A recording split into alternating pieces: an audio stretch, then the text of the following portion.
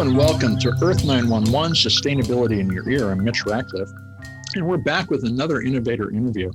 We're going to be joined by Erica Dodds, who's the Chief Operating Officer for the Foundation for Climate Restoration. We previously had Peter Fikowski, who is the founder of the foundation, on the show.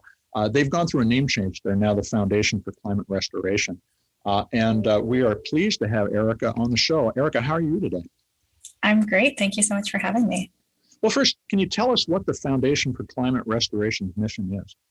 Yeah, the foundation came out of the question, what is it that we want for our climate? And when you start thinking about that, it becomes clear eventually that really the outcome that we want is a climate that can sustain humanity and our natural world in a really in a good state, in the state that we evolved for, in the state that our civilization evolved. So the mission of the foundation is to restore the climate to a pre-industrial state with about less than 300 parts per million of CO2 by the year 2050. And how aggressive is the date 2050? I've read a lot of carbon capture analyses that suggest it could take much longer than that. Why is 2050 a viable date in you all's mind? Yeah, 2050 is a really funny year at this point because everyone is talking about getting carbon neutral by 2050. And that'll tell you something about the level of ambition that we're looking at when we talk about going to pre-industrial levels by 2050. So most people, when they talk about carbon capture, or they talk about net zero, they're talking about carbon dioxide removal, or CDR, at scales of less than 1, or if they're really ambitious, 1 to 5 gigatons, billion tons per year of carbon dioxide. And to meet our goal, we would need to remove 50 billion tons of CO2 per year from 2030 to 2050. So 10 years from now, you see this industry being at scale? That's the plan, yeah. So what initiatives does the foundation have to make that happen? So we're still in a pretty early stage of the climate restoration ecosystem development. And that's really the work of the foundation, is building up the ecosystem that will allow climate restoration to take place. So we have a lot of different initiatives. Some of them are more on the ground, like our youth training program or our local chapters. Some of them are more political. We work with a lot of policymakers, just encouraging them to educate themselves about climate restoration, commit to it as a goal, and align their policy to the goal. And we also do a lot of convening between, for example, we have a global carbon removal task force that brings together players from the private sector, public sector, nonprofits, as well as venture capitalists, all talking about how do we allow carbon dioxide removal to scale up rapidly. And on top of all of that, we spend a lot of our energy on education, raising awareness about climate restoration among the public. So how do you engage youth in particular? Because I think that's the most important group for us to get thinking about this. They tend to think in terms of reducing their emissions, but this is an aggressive effort to actually remove the excess CO2 from the last 180 years or so. How do you engage the youth community? We have a brand new youth program, which actually just launched this week. And their pilot cohort is 25 participants from 13 countries. The program is entirely youth-led. It's being led by our newest board member, Ashley Meeke, who's a freshman at Vanderbilt University. And the purpose of the program is to provide training to young people so they're equipped to speak about climate restoration to audiences around the world.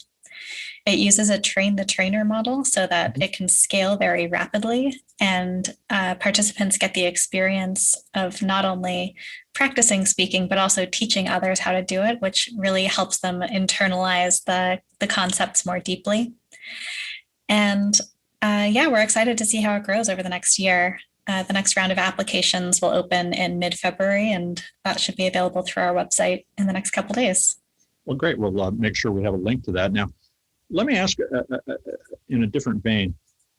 Besides capturing and storing CO2, what else can you do with the CO2 that you capture from the atmosphere? That's a great question. A lot of people who are new to the idea of carbon capture haven't fully grasped the idea that taking the carbon out of the air is actually a much smaller problem than where you put all of this excess CO2. So, like you mentioned, capture and store has been kind of the default assumption. The thing that people tend to do is assume that we'll just pump it underground where it will mineralize and be permanently stored. And that's absolutely an option. But the field of carbon capture use and sequestration, CCUS, is growing really rapidly. And I think that's very exciting. Like I mentioned, it's important when we're looking at 1 trillion tons of excess carbon dioxide in our atmosphere to look at markets that are big enough to take on that much additional carbon. So there are really two easy places to look that can take on huge, huge amounts of carbon. One of those is the ocean, and the other is construction materials. The oceans have already absorbed 75% of all anthropogenic emissions, which is just mind-boggling to me. And if we were to put all of the remaining excess carbon from the atmosphere into the oceans, it would only increase their carbon by 0.5%. So the capacity to hold more carbon dioxide in the ocean is just incredible. And then the question becomes, how do you put it there in a way that's healthy for the oceans? And the thing to do is to increase the primary productivity of the oceans. So increase the photosynthesis. And one way that you can do that, there are a lot of different solutions being explored, but one of them that I like is you can use a wave-driven pump to bring cool, nutrient-rich water from the deep ocean up towards the surface and use those nutrients to feed kelp farms. Right. So if you use a lattice structure and plant kelp on it in the deep ocean, as the kelp grows, the lattice sinks deeper, and then you can sink the kelp once it's fully grown to the bottom of the ocean, and it keeps its carbon there for 1,000 years. And then the other place that I mentioned is construction materials. There are a lot of different innovations now for storing carbon in concrete and rock. The one that I find most exciting is combining carbon dioxide with calcium in order to make synthetic limestone, which is one of the most commonly used rocks for construction. And there's a huge market. It's a 50 billion ton market for rock every year, and it's growing all the time. And that contributes about 6% of annual human emissions already, the concrete industry alone. So this is really something that to me is critical that people understand, is that we could literally mine the air, fixing the environment along the way, but creating a completely new alternative to provide construction materials, or in some cases fuel. Right. And if I could dive in a little bit deeper, it's the cement industry specifically that has that 6% of emissions. Yep. Cement is the part of concrete that is the most carbon intensive. So the cool thing here is you could actually take the emissions from a cement plant and make the aggregate from it. And concrete is composed of aggregate, which is like rock and sand, water and cement. Cement is only, 10 to 20% of a concrete mix. Mm-hmm. So the fact that such a small part of the concrete mix makes so much carbon dioxide, but then you can just take that carbon and put it into the other part of the concrete mix is so cool. A circular economy. Exactly. In a nutshell. And that's, so we have said both on Earth911 and on the show that this is the moonshot. This technology is really our generation's moonshot to transform almost everything. Let me ask a question. Elon Musk recently announced a $100 million prize to the organization that delivers what he described as the best carbon capture technology, which wasn't particularly precise. How did that help, or did that actually kind of distract people from the more important work that they're already doing? I think it was a Quartz article with the headline that Elon Musk just spent $100 million on marketing for carbon capture. Mm-hmm. And I think that's so accurate.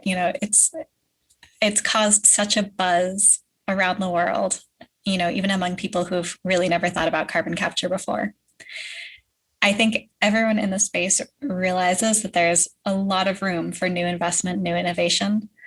And even if Elon Musk's $100 million doesn't do anything, it still has definitely been a catalyst for more people to start thinking about, the opportunities in the space. So I think that it'll really help things move along. Well, we've certainly seen a major uptick just in conversation about it since that announcement. It's great to see him use his money for something that profoundly important. Now, let me turn to a different topic, and that is your background. You have a PhD in interdisciplinary evaluation, and you've worked in international development, both in Africa and India. You work on an idea called eco-anxiety. So I want to ask, what's the state of the human community? Is eco-anxiety affecting every culture around the world these days? Yeah, I would tentatively say yes, but I think in reality, it's a lot more complicated than that. Okay. I was recently talking to someone from the Maldives, and the Maldives is one of the lowest lying island states in the world. And they're looking at their entire country being underwater within the next decade. So I think that there's a reality there that's so different from anything that, I personally have experienced. That level of anxiety associated with living in a place like that, or like Bangladesh, these places that are so hard hit by climate impacts, that has to dramatically increase the level of eco-anxiety.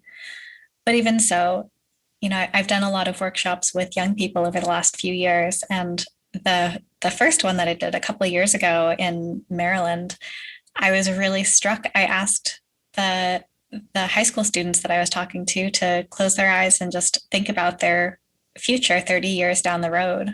What does it look like? And they all said, I don't have one. Really? They're all so aware of the severity of our climate status. They really just didn't think that there was a way out. So planning for that future, I don't know how they did it at all. And for me, one of the reasons that I'm so interested in climate restoration as a goal is because it provides a way out of that doom and gloom. Even if, I personally can't take the CO2 out of the air and store it somewhere, I know that by working to raise awareness, to get people to commit to this goal, to, even just orient my life around climate restoration, it really takes a burden off of my shoulders for thinking about how horrible the future is going to be if we don't do anything, which is just a scary place to live. So what are some of the signature features of eco-anxiety? How would I identify when I'm talking to somebody that that's potentially what's bugging them? I think that there are two main ways that it appears that I've seen. Mm-hmm.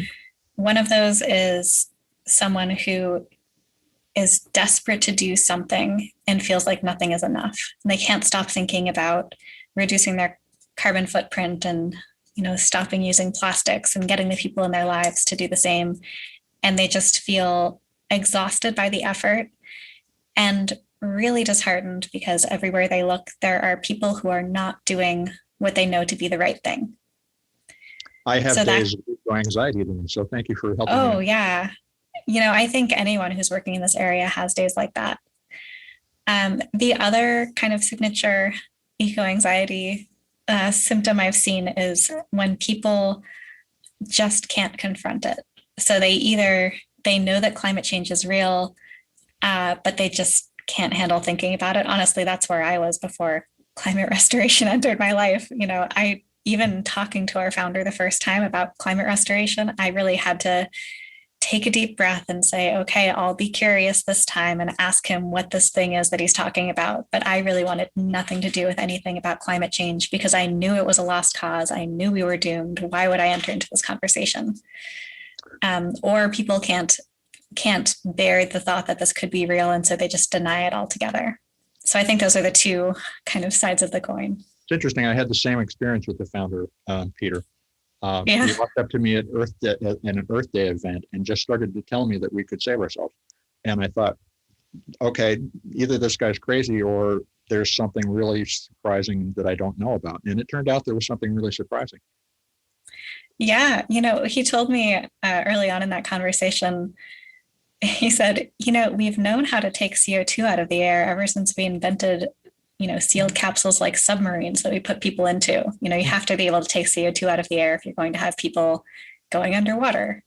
I was like, oh my God, like, that's right. This has been around for a while. Like, we have a lot of work to do to improve it, but like, yeah, this is not a new idea. Right. And anybody who's seen the movie Apollo 13 knows that they figured out how to do it even with the stuff that they had around the space capsule to save their lives on the trip back. So it was really stunning to just recognize that we had all the pieces. And innovation is usually not complete invention, but taking the stuff that's around and putting them together in new ways. So there's another question I wanted to ask you about eco-anxiety that ever since we scheduled this conversation, and that is, do you see some of what we see going on in the United States, this socio-political conflict, as a symptom of climate change? Definitely. I wouldn't know whether it's part of the root cause or just a symptom, but Sure. Our country has become very polarized, and like I was just saying, there are so many people who either they know climate change is real and they can't face it, so they just don't want to hear about it, or they can't face it, so they deny that it's real. And either way, it really it can have a real effect on especially young people who know that their futures are at stake, who want this to be the center of every conversation, mm-hmm. and who see people turning a blind eye, either on purpose or because they don't believe it. Well, you're defining or describing two forms of panic encountering one another. One that says we have to look it square in the face, and the other that says we can't look at it at all. And right. And that to really describes to me what we see in America. Yeah. And to me, one of the really interesting things is that the climate conversation over the last few decades has focused so much on really being honest with people about how bad things are and thinking we can scare people into action. Mm-hmm. And like you said, yeah, some people will deal with that fear by springing into action, and some people will deal with that fear by hiding in a hole. And so the climate restoration movement, I think, offers a third, a new way to bring people in, which is to say, it doesn't have to be like this. We can restore the climate and really provide space for people to understand the reality of the situation without thinking that it's going to be the end of the world.